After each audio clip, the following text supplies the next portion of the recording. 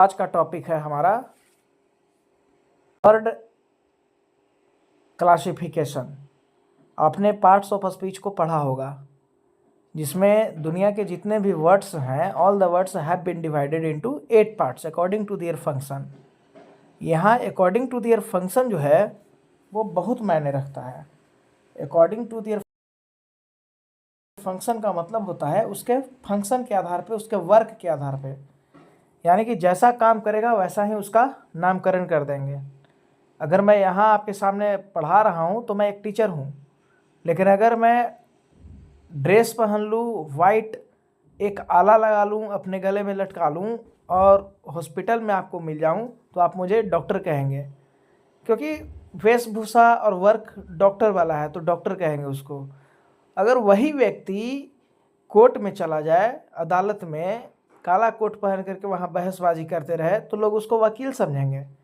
यानी कि एक ही वर्ड होगा, एक ही व्यक्ति होगा, एक ही वर्ड यहाँ पर होगा जिसका अलग अलग तरह से इस्तेमाल किया जा सकता है। तो दुनिया के जितने भी वर्ड्स हैं उसको अलग अलग फंक्शन के बेस पर अलग अलग नाम दिया जाता है। कोई वर्ड फिक्स नहीं है,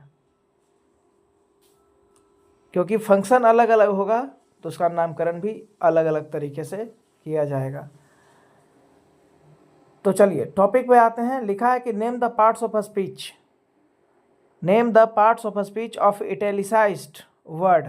italicised word in the following sentences giving in each case your reason for the classification. जो इटैलिसाइज्ड का मतलब होता है हल्का तिरछा करके जो लिखा हुआ है, आड़े तिरछे जो वर्ड हैं उस वर्ड को पहचानिए और उसको पार्ट्स ऑफ अ स्पीच का नाम दीजिए उसके क्लासिफिकेशन के आधार पे, यानी कि वो कौन सा काम कर रहा है उसके आधार पे उसका नामकरण करना है। जैसे यहाँ पर देखिए लिखा है फर्स्ट वाले क्वेश्चन में, still waters run deep. Still waters run deep. तो यहाँ पर देखिए वाटर्स जो है ये है नाउन और इटैलिसाइज्ड वर्ड कौन है? स्टील। तो इस स्टील के बारे में आपको बताना है कि स्टील है क्या, नाउन है कि प्रोनाउन है, वर्ब है, एडजेक्टिव है, प्रीपोजिशन है, कंजंक्शन है, इंटरजेक्शन है। तो वाटर नाउन है और वाटर के बारे में अगर कुछ भी ये जानकारी देता है उसके मीनिंग्स को हमें हल्का भी थोड़ा भी ऐड करता है उसके मीनिंग में कुछ भी, तो उसको एडजेक्टिव कहा जाता है। नाउन के साथ जुड़ने वाला वर्ड और जुड़ के कुछ बताने वाला वर्ड हमेशा एडजेक्टिव होता है। तो स्टील वाटर से यानी कि शांत पानी, तो शांत पानी यहाँ पर है, पानी के बारे में ये बता रहा है, तो इसको हम लोग कहेंगे एडजेक्टिव। जबकि सेकंड वाले में आप देखिए he still lives in that house. एक ही वर्ड है, स्टिल वहाँ भी स्टिल यहाँ भी, बट वहाँ जो है वो एडजेक्टिव का काम कर रहा है क्योंकि वो नाउन के साथ कनेक्टेड है और नाउन के मीनिंग्स को थोड़ा सा इन्हेंस कर रहा है, उसके मीनिंग्स में कुछ ऐड कर रहा है, तो इसलिए उसको एडजेक्टिव कहा गया है। जबकि यहाँ पर सेकंड में he still lives in that house, वह अभी भी उसी घर में रहता है। यहाँ पर जो लिव है ये वर्ब है और वर्ब के बारे में ये बता रहा है कि उसी घर में अभी भी रहता है। अभी भी, स्टिल का मतलब अभी भी। तो यहाँ जो सेकंड क्वेश्चन है जिसमें स्टिल लिखा है इसको हम लोग कहेंगे एडवर्ब।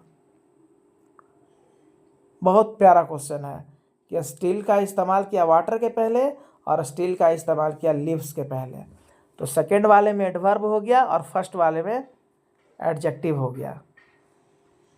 ठीक है, क्योंकि फंक्शन दोनों का अलग अलग है। फंक्शन के बेस पर ही हम इंसान को पहचानते हैं और फंक्शन के बेस पर ही हम किसी वर्ड को पहचानते हैं और वर्ड का नामकरण करते हैं। तीसरा नंबर है after the storm comes the काम। तूफान के बाद शांति आ जाती है। तो ध्यान से देखिए, आफ्टर द स्टॉर्म, इस आफ्टर के बारे में बताना है। सेकंड उसके नीचे क्वेश्चन है 4 कि द आफ्टर इफेक्ट्स, इसमें भी आफ्टर के बारे में ही चर्चा करना है। दोनों आफ्टर को देख के आपको बताना है कि दोनों का क्या क्या फंक्शन है। After the storm comes the काम, जबकि सेकंड वाले में द आफ्टर इफेक्ट्स। तो थर्ड वाले में है आपका preposition. After the storm, storm के बाद, तूफान के बाद, यानी कि ये प्रीपोजिशन है।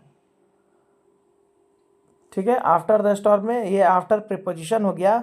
जबकि 4 वाला जो है द आफ्टर इफेक्ट्स, इफेक्ट्स क्या है, नाउन है, मीन्स प्रभाव।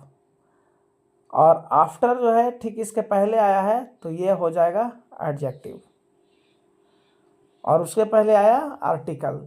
तो रूल होता है कि आर्टिकल आएगा, उसके बाद एडजेक्टिव आएगा, फिर नाउन आएगा। तो इस तरह से दोनों को अलग अलग क्लासिफाई कर देंगे। आफ्टर पहले वाले में हो जाएगा एक प्रीपोजिशन, जबकि सेकंड वाले में हो जाएगा एडजेक्टिव। 5 नंबर में देखिए, the up train is late. यहाँ पर बताना है अप के बारे में। अप क्या है, the up train is late. तो ट्रेन है यहाँ पर आपका नाउन, और अप जो है उसी नाउन के बारे में बता रहा है। अप ट्रेन, एक अप ट्रेन होता है, एक डाउन ट्रेन होता है। तो अप ट्रेन मतलब जाने वाली ट्रेन। तो अप ट्रेन यानी कि इस नाउन के बारे में बता रहे हैं, इसलिए इस अप को कहेंगे एडजेक्टिव। आपने कभी नहीं पढ़ा होगा कि कोई अप जो है एक एडजेक्टिव की तरह काम कर सकता है, या उसको कभी हम एडजेक्टिव भी कह सकते हैं। अप के बारे में आप यही जानते होंगे अभी तक कि प्रीपोजिशन होता है, लेकिन यहाँ पर ट्रेन के पहले लगकर यह अप जो है एडजेक्टिव का काम कर रहा है। चलिए, क्वेश्चन नंबर 6 है, it weighs about a pound. अब यहाँ पर आप कंफ्यूज हो जाएंगे कि सर अबाउट तो हमेशा मैंने पढ़ा है एक प्रीपोजिशन होता है, बट ये देखिए ये वेट है, और इस वेट के साथ अबाउट आया है, ये वर्ब है, और वर्ब के साथ ये अबाउट आया, वर्ब के बारे में बता रहा है। इट वेट्स अबाउट, यहाँ पर अबाउट जो हो जाएगा एक एडवर्ब होगा। It weighs about a pound. ये बिल्कुल इसी तरह से है जैसे आपने अभी देखा अप ट्रेन। अगर मैं लिखूं यहाँ पे कम अप, ऊपर आ जाओ, कम अप, कम अप, तो ये अप जो है यहाँ प्रीपोजिशन नहीं है। ये वाला जो अप आपको दिख रहा है ये प्रीपोजिशन नहीं है, ये है आपका कम वर्ब, और वर्ब के साथ ये आया, इसलिए ये हो गया एडवर्ब। तो आपको शायद ही पता होगा कि अप जो है एडवर्ब का भी काम करता है। चूँकि वर्ब के साथ कनेक्टेड है इसलिए एडवर्ब है।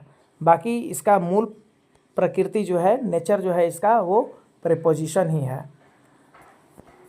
बट यहाँ पर प्रीपोजिशन का काम नहीं करेगा। यहाँ आपने देखा कि अप जो है एडजेक्टिव का काम किया, और अबाउट जो है यहाँ पर काम कर रहा है आपका एडवर्ब का।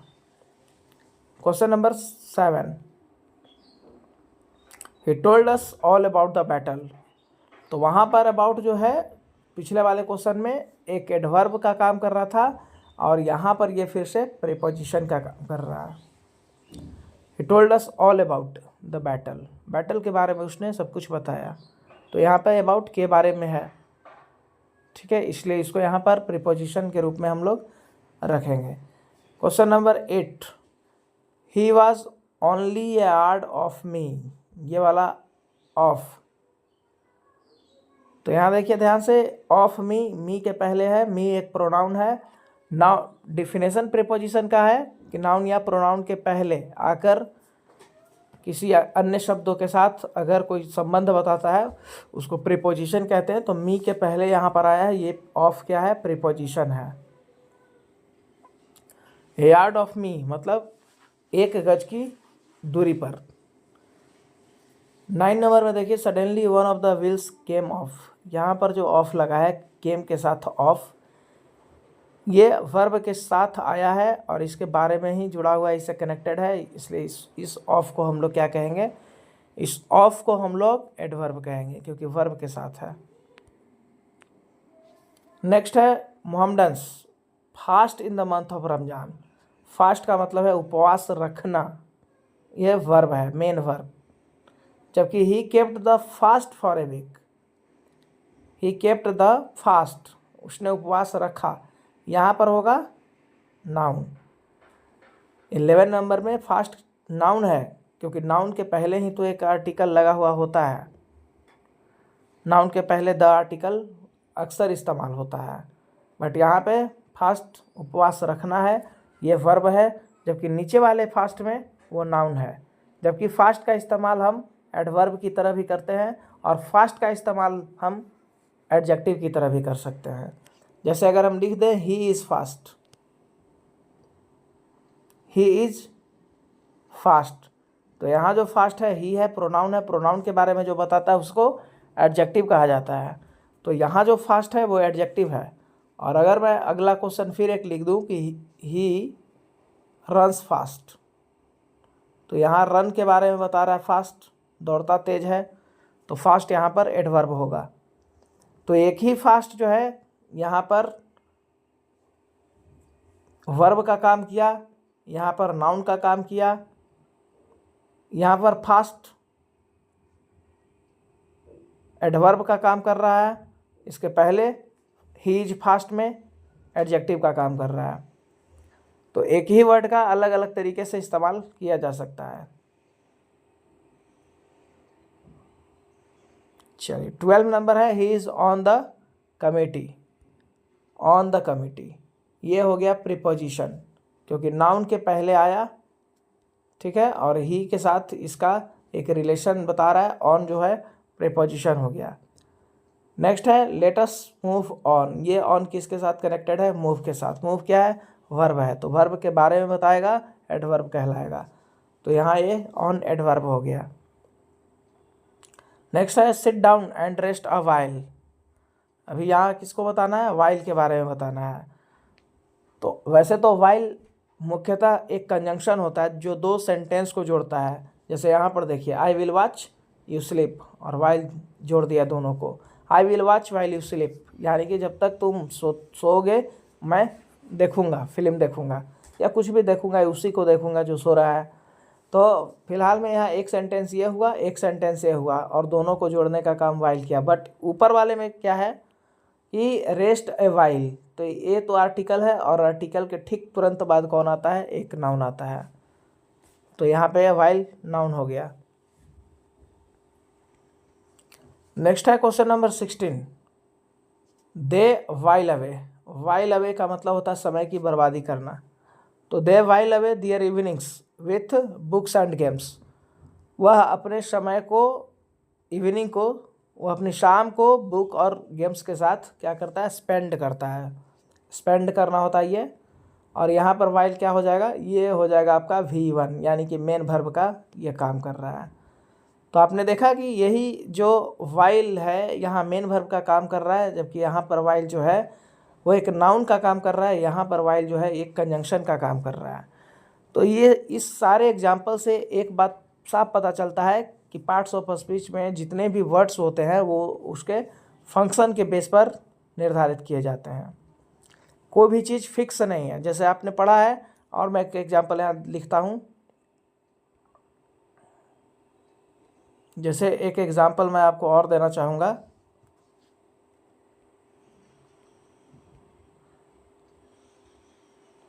जैसे गो, एक वर्ड है आपका गो। गो के बारे में आप जानते होंगे कि गो जो है वर्ब होता है। गो मीन्स जाना। लेकिन अगर मैं लिखता हूँ कि at one go, at one go मतलब एक ही बार में, ही गल्प्ड द वाटर, उसने सारा पानी पी लिया। तो अब यहाँ गो जो है ये नाउन हो जाएगा। एट वन गो, क्योंकि वन एक नंबर है, नंबर के तुरंत बाद एक नाउन आता है। जैसे वन बॉय, वन गर्ल, तो बॉय और गर्ल अगर नाउन है तो गो फिर यहाँ वर्ब कैसे हो सकता है? वो भी नाउन होगा। तो जैसा काम करेगा वैसा ही इसका नामकरण हम लोग करेंगे। चलिए ठीक है। तो अगर आप इस लेसन से कुछ भी सीखे हों पार्ट्स ऑफ स्पीच के बारे में, कैसे वर्ड का क्लासिफिकेशन करना है उसके बारे में, तो आप दूसरों के साथ शेयर भी कर सकते हैं। और अगर आपको अच्छा लगा हो तो आप इसको लाइक कर सकते हैं, सब्सक्राइब कर सकते हैं चैनल को। धन्यवाद। पढ़ते रहिए, मुस्कुराते रहिए, मेहनत करते रहिए, और अपने माता पिता का नाम जीवन में ज़रूर रोशन करिए। धन्यवाद। Bye bye.